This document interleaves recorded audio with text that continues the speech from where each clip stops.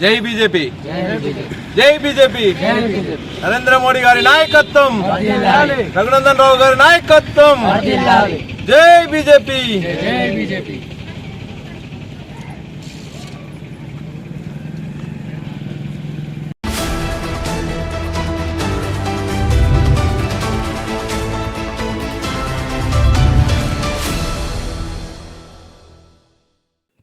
రాష్ట్ర వ్యాప్తంగా మున్సిపల్ ఎన్నికలు హోరాహోరీగా పోటాపోటీగా జరుగుతున్నాయని చెప్పాలి. ఈ నేపథ్యంలో మనం దుబ్బాక మండలం దుంపలపల్లి గ్రామంలో ఉన్నాం. 4వ వార్డు అభ్యర్థి నిమ్మ యాదయ్య మనతో ఉన్నారు.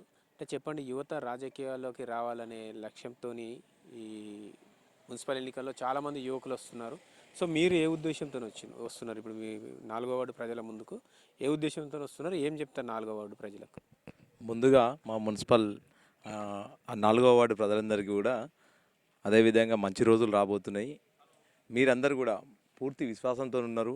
నరేంద్ర మోడీ గారి పథకాలు ఏవైతున్నాయో ఆ పథకాలు అనేటివి ఉచిత గ్యాసే కావచ్చు, అదేవిధంగా స్ట్రీట్ లైట్లే కావచ్చు, మోరీలే కావచ్చు, రోడ్స్ కావచ్చు, ఏదైనా అది సెంట్రల్ గవర్నమెంట్ నుండే సాధ్యమవుతుంది. మున్సిపల్కి సంబంధించిన నిధులు కూడా అది సెంట్రల్ గవర్నమెంట్ నుంచే వస్తాయి. కాబట్టి ప్రజలందరూ కూడా ఏమని కోరుకుంటున్నారంటే, ఇప్పుడు రావాల్సిన గవర్నమెంట్ యువ నాయకుడే రావాలి, అది బీజేపీ గవర్నమెంటే రావాలని నిజమైన విశ్వాసంతో ఉన్నారు. నిజమైన విజేతతో ప్రజలు ఉన్నారు. ఏదైనా కానీ మార్పు చెందాలి, మార్పు రావాలనే ఉద్దేశంతో ఉన్నారు. యువ నాయకులే రావాలి, యువకులు వస్తేనే బాగుపడుతుంది మన వార్డు అనే విధంగా ప్రజలందరూ మొగ్గు చూపుతున్నారు. సో ఇప్పుడు గతంలో జరిగిన సర్పంచ్ ఎన్నికలు చూసుకుంటే చాలామంది యువకులు వార్డు మెంబర్లుగా ఉప సర్పంచ్గా గెలుపొందారు. అంటే ఇప్పుడు కూడా చాలామంది యువకులు గెలిచే అవకాశం ఉందని చెప్పి కూడా బీజేపీ శ్రేణులు అంతా చెప్తా ఉన్నారు. దీన్ని ఎట్లా చెప్తారు? అయితే వాస్తవంగా చెప్పాలంటే కొన్నేళ్ళ పాలనలో 10 ఏళ్ళ పాలనలో కూడా జనాలు అనేవారు విసిగిపోయారు.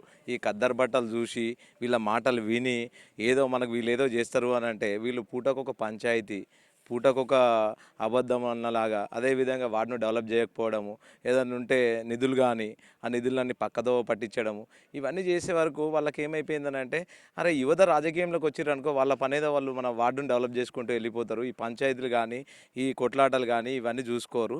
యువత రాజకీయంలోకి వస్తే ఈ 5 ఏళ్ళు మేము విశ్రాంతి తీసుకోవచ్చు, ఏ రాజకీయ నాయకునితో కానీ మనకి ఎలాంటి గొడవ ఉండకుండా చూసుకుందాము, విశ్రాంతిగా ఉందామని అందుకే యువ నాయకులను ఎన్నుకుంటున్నారు. అందుకే యువ నాయకులు రాజకీయంలోకి రావాలని కూడా మేము అనుకుంటున్నాం.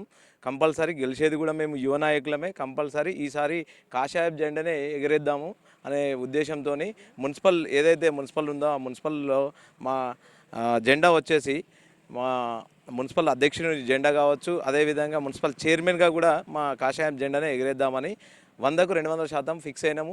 కంపల్సరీ అదే దశగా మేము అడుగులు వేస్తున్నాము. అదే దశగా మాకు రాజకీయం అని అంటే ఒక పాలకుడు కాదు, సేవకుడు లాగా పనిచేద్దామనే ఉద్దేశంతోనే ముందుకు వస్తున్నాము. సో మిమ్మల్ని గెలిపించాలని మీ వార్డు ప్రజలకు ఏం చెప్తారు? వాస్తవంగా చెప్పాలంటే గత 20 సంవత్సరాల నుంచి కూడా మా వార్డు ప్రజలు చూస్తున్నారు. సర్పంచ్గా చూసినాం, కౌన్సిలర్గా చూసినాం, అయిపోయింది. సర్పంచ్గా కూడా ఏం చేయలేని వాళ్ళు కనీసం కౌన్సిలర్కి కూడా ఏం చేయలేదు. వాళ్ళకు వాస్తవంగా చెప్పాలంటే ఈ రాజకీయం మీద వాళ్ళకు కూడా నమ్మకం లేదు. మా ఎన్నుకుండి మమ్మల్ని కూడా ఏం చేస్తారో, మాకు ఆల్రెడీ ఎక్స్పైరీ డేట్ అయిపోయిందని వాళ్ళు అనుకుంటున్నారు. వాస్తవంగా చెప్పాలంటే యువ నాయకులు మేము ఉన్నాం కాబట్టి మాకు ఛాయిస్ ఇద్దామనుకుంటారు. కొత్త వాళ్ళకే ఛాయిస్ ఇవ్వాలని ప్రతి ఒక్క ఓటర్కు క్లియర్ కట్గా ఓటర్ అనే వ్యక్తి వాళ్ళు క్లియర్గా ఉన్నారు. ఏంటంటే యువ నాయకులకు ఒకసారి పట్టం కడదాము, అదేవిధంగా ఒక్కసారి ఆలోచించి యువ నాయకులను ఎన్నుకుంటే నేను ఇందాక అన్నట్టు మంచిగా విశ్రాంతిగా ఉండొచ్చు, 5 సంవత్సరాలు నిమ్మలంగా ఉండొచ్చు అని కోరుకుంటారు ప్రజలు.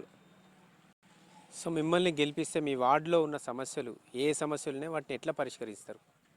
సో మీరు అన్న క్వశ్చన్ ఏంటంటే, ఎక్కడ ఏదైనా కానీ ఒకటి బాగా గుర్తుపెట్టుకోండి, ప్రజలకు కావాల్సింది మంచినీళ్ళు, ఆ తర్వాత కరెంటు, ఆ తర్వాత స్ట్రీట్ లైట్లు, అదేవిధంగా ఏదైతే సీసీ రోడ్ ఉందో సీసీ రోడ్డు, మళ్ళీ ప్రజలకు అందుబాటులో అంటే హాస్పిటల్ విషయమే కావచ్చు, అదేవిధంగా వార్డ్ డెవలప్మెంట్ విషయమే కావచ్చు. నన్ను గెలిపిస్తే మాత్రం మా 4వ వార్డు ప్రజలకందరికీ చెప్తున్నాను, బాల వికాస్ తీసుకొస్తాను. గవర్నమెంట్ నుంచి సెంట్రల్ గవర్నమెంటే కావచ్చు, స్టేట్ గవర్నమెంటే కావచ్చు, కొట్లాడే సత్తా నా దగ్గర ఉంది. అదేవిధంగా ఎంపీ గారు కూడా మా పార్టీ అవ్వడంతోనే, అదేవిధంగా మన మున్సిపల్కి సంబంధించిన ఇందాక నేను చెప్పినట్టు ఏదైతే సెంట్రల్ డెవలప్మెంట్ ఫండ్స్ ఉంటాయో, ఏదైతే స్కీమ్స్ ఉంటాయో కొట్లాడి తెచ్చుకునే అవకాశం ఉంటుంది. ఎందుకంటే మా ఎంపీ కాబట్టి, సెంట్రల్ గవర్నమెంట్ మా గవర్నమెంట్ కాబట్టి వారిని డెవలప్ చేసేందుకు నా సాయశక్తులుగా కూడా నేను కృషి చేస్తాను. అదేవిధంగా యువకులు ఇప్పుడు ఉపాధి లేకుండా ఎవరైతే యువత ఉందో ఉపాధి లేకుండా వ్యసనాలకు అలవాటు పడిపోతున్నారు. ఎందుకంటే చదువుకున్న యువకులు ఉన్నారు.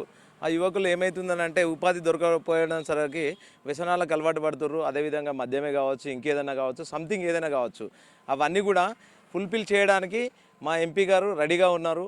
ఏదైనా ప్రైవేట్ కంపెనీ కావచ్చు, ఇన్ కేస్ గవర్నమెంటే కావచ్చు, ఏదైనా కావచ్చు, నేను కూడా ఒక యువకునే కాబట్టి ఆ ప్రాబ్లం నేను ఫేస్ చేస్తున్నా కాబట్టి కంపల్సరీ మిత్రులందరికీ కూడా మా దుంపలపల్లి 4వ వార్డు మిత్రులందరికీ కూడా యువ నాయకులకు కూడా యువకులకు కూడా నేను చెప్పేది ఏంటంటే కంపల్సరీ ఏదో ఒక విధంగా ఉపాధి అనేది కల్పించడానికి ప్రయత్నం చేస్తాను.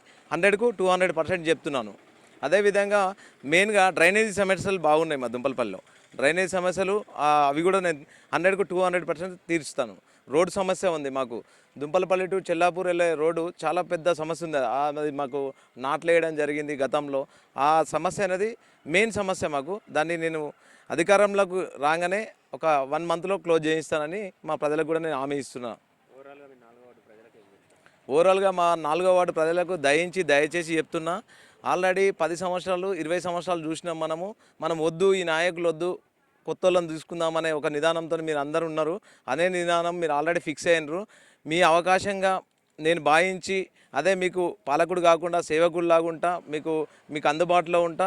ఏ ఒక్క సమస్య వచ్చినా నా ఇంటి సమస్య, నా కుటుంబ సమస్య అని మీ ముందుకు వస్తా. ఆల్రెడీ నా గురించి మీకు తెలుసు. నేను ఎన్నో డెవలప్మెంట్ వర్క్ చేశాను. అదేవిధంగా మీ అందరికీ కూడా నేను అందుబాటులో ఉండి అందరికీ మంచి చేస్తానని కోరుకుంటున్నాను. సాధారణంగా చూసుకుంటే ఎక్కడ చూసినా ఏ వార్డులో చూసుకున్నా సాధారణ సమస్యలే ఉన్నాయని చెప్తున్నారు. సీసీ రోడ్లు కావచ్చు, డ్రైనేజ్ సమస్య కావచ్చు, వాటర్ సమస్య కావచ్చు, ఇవి ఎక్కడ చూసినా ఈ స్థానిక సమస్యలు ఎప్పుడు ఉండేవే.